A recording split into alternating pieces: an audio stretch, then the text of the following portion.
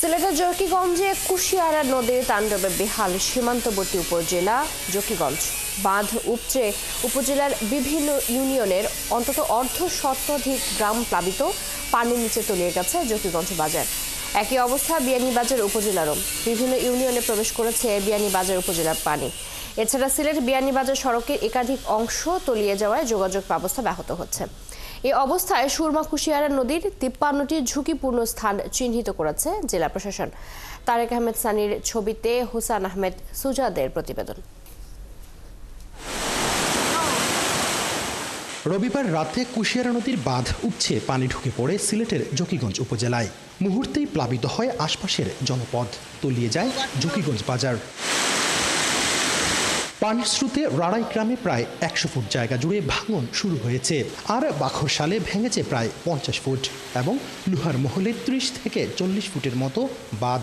এসব এলাকা দিয়ে তীব্র স্রোতে পানি ঢুকে পড়ছে লোকালয়ে।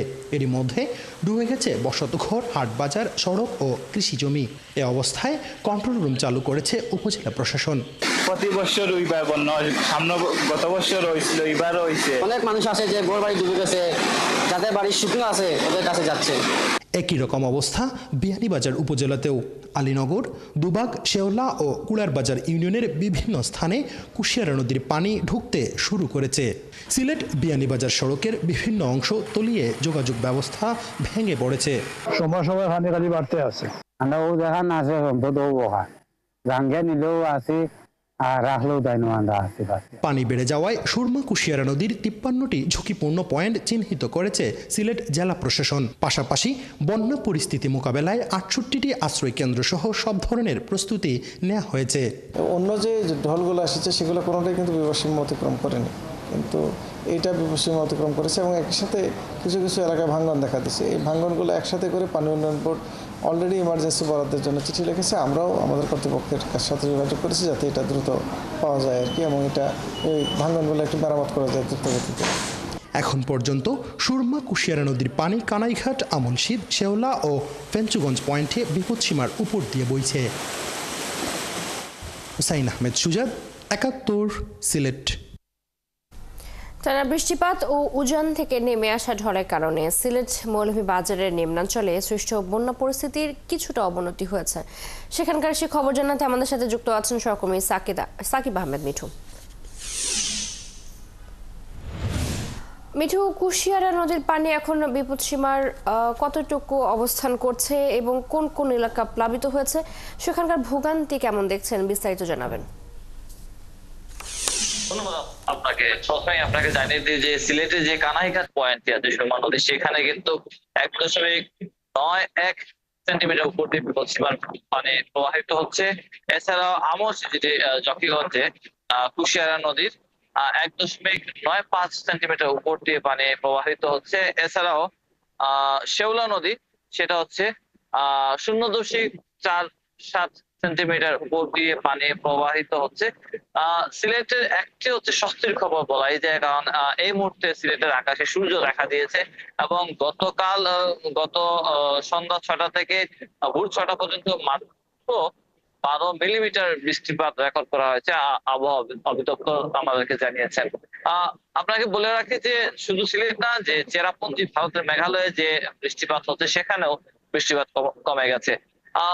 বলে রাখা উচিত যে সিলেটের জকিগঞ্জ যে এলাকায় চিত্তে নদীর পানি বিপদসীমার উপরে যাওয়ার পর ডাইক উপচে পানি বিভিন্ন জকিগঞ্জ বাজার সহ বেশ কয়েকটি গ্রাম প্লাবিত করেছে। আপনাকে আমরা যতটুকু জানি যে গত 2022-23 এবং যে বন্যাগুলো আমরা দেখেছিলাম সেই বন্যার তুলনায় এখন পর্যন্ত ভয়াবহতা আসলে কিছুটা কম, তবে ভোগান্তি প্রচুর আছে, যেহেতু সড়ক ডুবে গেছে, যোগাযোগ ব্যবস্থায় একটি সমস্যা তৈরি হয়েছে। তবে আবহাওয়া অধিদপ্তর এবং পানি উন্নয়ন বোর্ডের সাথে আমরা কথা বলছিলাম, তারা বলেছেন যে এইভাবে যে পরিস্থিতি আছে, যে বৃষ্টি কম, যদি সূর্য দেখা দেয় আগামী 2 দিন, তাহলে পানির স্রোতটি আপনি যতটুকু দেখতে পাচ্ছেন খুব দ্রুত কিন্তু পানি নেমে যাচ্ছে সিলেট থেকে।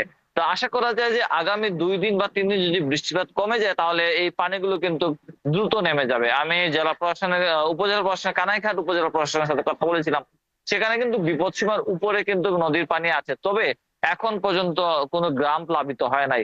তারা আশা করছেন যদি পানির স্রোত এবং বৃষ্টিপাত কম থাকে সেখান থেকেও কিন্তু বিপদসীমা থেকে পানি নেমে যাবে দ্রুত। তবে জেলা প্রশাসন এবং বলছেন যে যদি কোনো কারণে পাহাড়ি ঢল, মূলত যে সিলেটের বড় সমস্যা সেটি হচ্ছে চেরাপুঞ্জি মেঘালয় রাজ্যে যে বৃষ্টিপাতটা হয়, অতিমাত্রা বৃষ্টির ফলে কিন্তু যে পাহাড়ি ঢলটা নামে তার প্রথম আঘাতটা কিন্তু সিলেটের সীমান্তবর্তী উপজেলাগুলো, যদি বলা যায় প্রায় 10টি উপজেলা কিন্তু সিলেটের সীমান্তবর্তী এলাকায় পড়েছে। সেখানে প্রথমে আঘাত করে এবং কয়েক শ গ্রাম একসাথে প্লাবিত হয়ে যায় এবং লাখ লাখ মানুষ কিন্তু ক্ষতিগ্রস্ত হন, যার কারণে তারা প্রথমে প্রাথমিক সব প্রস্তুতি রেখেছেন এবং সীমান্তবর্তী এলাকায় তারা স্থানীয় প্রশাসন এবং জনপ্রতিনিধিদের মাধ্যমে তারা যেন যদি ফ্লাশ ফ্লাড তৈরি হয় তারা যেন নিজের গৃহপালিত পশু এবং নিজেদের যানমালের নিরাপত্তা দিতে পারেন এবং দ্রুত সময়ের মধ্যে সেসব এলাকা মানুষকে আশ্রয় কেন্দ্রে নিয়ে যাওয়া যায় সে ব্যবস্থা করে রেখেছেন। তবে এখন পর্যন্ত আসার খবর হচ্ছে এখন সকাল থেকে এখন পর্যন্ত সিলেটে কোথাও বৃষ্টি হয় নাই। যদি বৃষ্টি না হয় তাহলে পানিটি দ্রুত নেমে যাবে এবং জকিগঞ্জেও কিন্তু পানিগুলো নামতে শুরু করেছে, আমরা খবর পেয়েছি। তবে আশা করা যায় যে যদি পানির সড়ক যে বাজার জকিগঞ্জের মূল বাজারে পানি প্রবেশ করেছে, সেখানে প্রায় কয়েক হাজার দোকানপাট আছে সেগুলোতে পানি প্রবেশ করেছে। যদি আজকে পানি না নামে তাহলে অনেক বাজারে ক্ষয়ক্ষতি হবে। তবে আশা করছেন যদি বৃষ্টি কমে যায় তাহলে সেখান থেকে পানিও নেমে যাবে। এই ছিল আমার কাছে বিস্তারিত। মিঠু, ধন্যবাদ আপনাকে। টানা বৃষ্টিপাত ও উজান থেকে নেমে আসা ঝড়ের কারণে সিলেট ও মৌলভীবাজারের নিম্নাঞ্চলে সৃষ্ট বন্যায় পরিস্থিতির কিছুটা অবনতি হয়েছে সে খবর জানাচ্ছিলেন আমাদের সহকর্মী।